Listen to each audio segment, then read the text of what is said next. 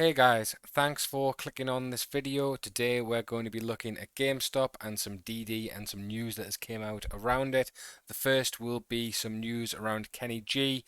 It seems that he is preparing for the MOASS in his own special way, and his special way is transferring money into offshore bank accounts. So we're going to be looking at that first, but then in the second half of the video we're going to be looking at the failure to deliver numbers, and this DD is speculating that the numbers are actually could be up to 15 times more failure to delivers than what is being reported, and we're going to look at 2008 and how a similar thing happened there. But before that, we're going to look at GameStop's price. You can see that GameStop started at around $161.10 a share, and then has been moved up. Even hit highs of almost 169. That has been a bit of a barrier over these last few weeks, so it'll be interesting to see what happens when we break that, and has settled currently at $163.64. So we'll see what happens in the rest of the day. Now you can see it is actually higher than where it opened today, but the previous close was at $163.93. So that is what we want to beat, because we want to see some extra green days in a row. I think this will be the fifth green day in a row if we had it, but if not, then it's fine. Right, just before we go into that, can you please give a like on the video? It really helps me out. We've just hit 1,000 subscribers, which is crazy. So close to our next goal, which is 4,000 watch hours, and the reason for that is then we can join the YouTube partner program. So we'll just get that whenever it comes, and then we can start putting more money in this channel, start buying better mics, because I know this mic isn't the best. Hell, maybe even a camera and a green screen. I don't know. We'll see what happens. And maybe even buy some more GameStop shares. You never know. Right, so let's get into the first part. This is a tweet by user Rezo Stonks. Kenny Griffin, CEO of Citadel, has filed with his personal attorney Gregory Johnson for 1.4 million shares of Share Jaws Juggernaut Acquisitions Company as a Cayman Islands exempt company. And I've got way more Kenny jail time, Citadel High Joe shorts. So let's just go on to the next one. You can see here if we just zoom in. I won't go through it, but you can see this was dated August 9th. We've got Guy Miller,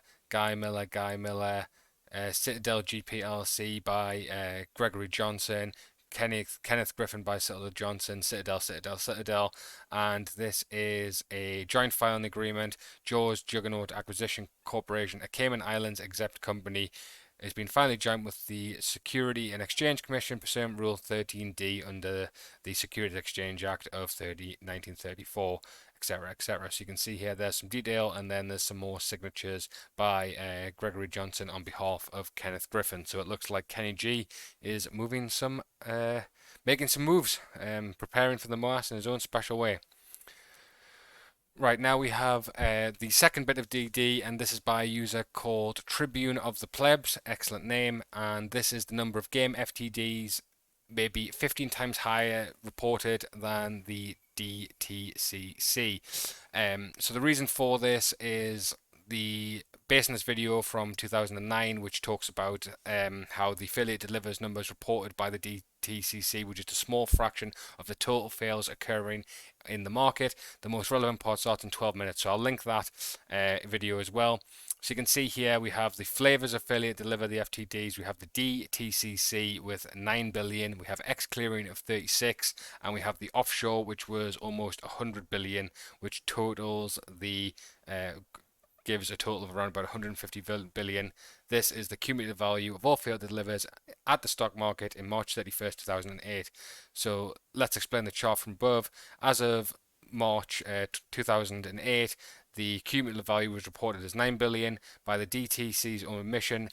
The value of these fails originating outside the DTC through X clearing was 4 times larger, and unnamed credible sources further estimate that this fails originating from offshore clearing were valued at 100 billion. In other words, adding these together, we get almost 15 times of the value as the FTDs reported in the DDC.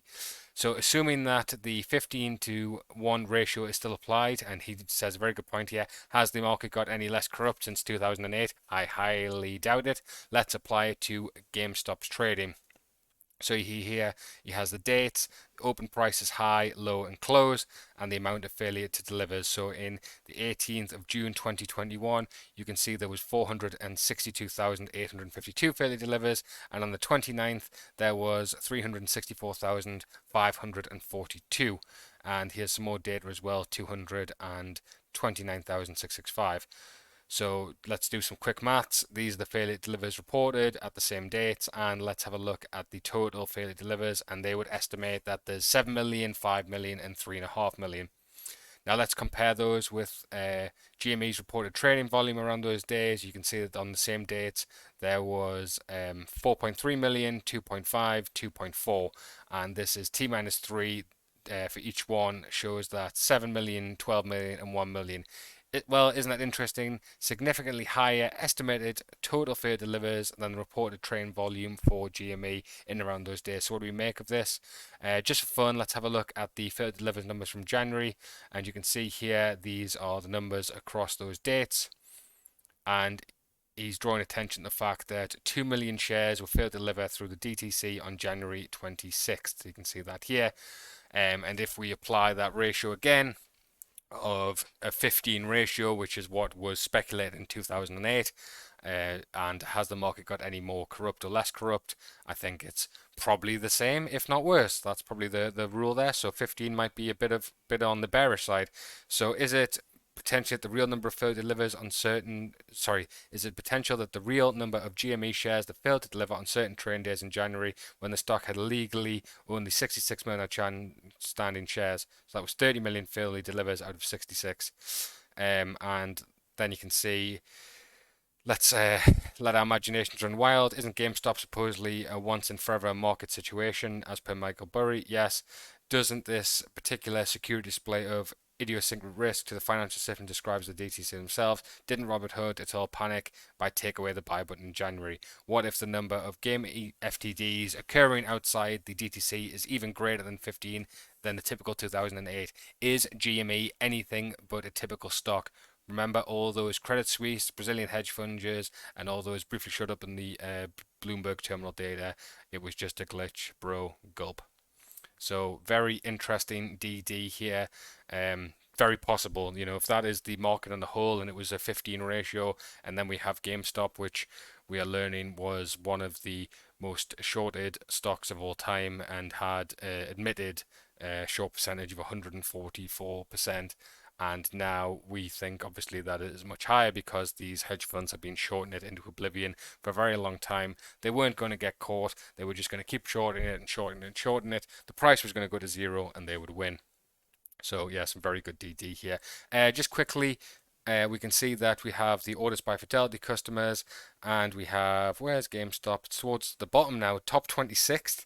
Very interesting. 2,800 buys to 1,100 sells, so still in the positive ratios, but the price is obviously down a little bit on the day. Reverse repo touched 1.053 trillion, so not the highest of all time, but definitely one of the top three.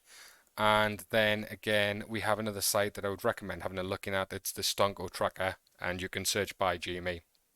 It has a lot of information about options, trading volume, borrowed shares, option data, trading, failure to deliver. I mean, I would say spend some time in looking at the site. It's a really cool site. I've just started looking at it myself. Yeah, so that is everything about GameStop. Thank you for watching the video. Please give a like if you've enjoyed it, subscribe if you're not already, and I'll catch you guys next time.